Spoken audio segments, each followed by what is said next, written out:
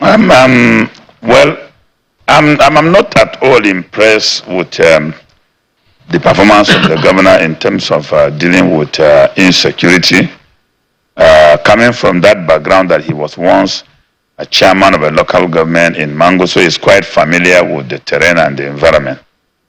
I always wonder when I hear people speak about their inability to handle security challenges.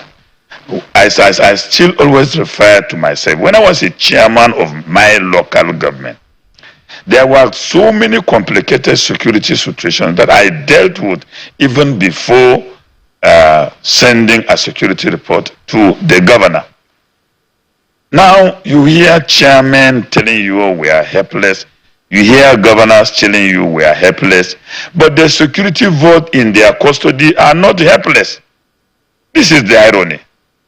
You have security votes in your custody as a governor, even as a chairman of a local government. I dealt with more complicated security situation because one of the villages was overrun by over 500 armed men. And I mobilized the security asset at my disposal, went to the bank and borrowed money because, with that threat, the local government will be overrun. So there was no need to pretend. I committed the local government to secure the local government, got money, mobilized the security, and we dealt with the situation. Today we have been living peacefully since then. So anybody who is a chief executive coming on air to tell us he is helpless, he should come with the security votes in his hands. We can see how helpless he is. But we cannot see security votes in your hand, yet you cry that you are helpless.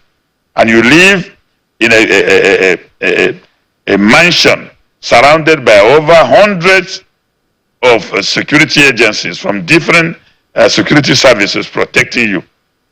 I think it is about time governors should be ashamed of themselves and stop telling us these stories of we are helpless.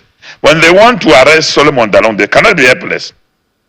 They will track me, send people to come and pick me back and lock me up.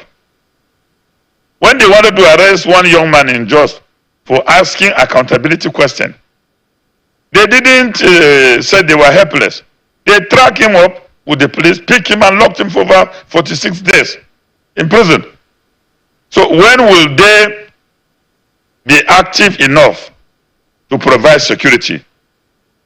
I think for what is happening on the plateau, it is about time we should deal with it. And the problem is basically like this. There is no political will to deal with the situation.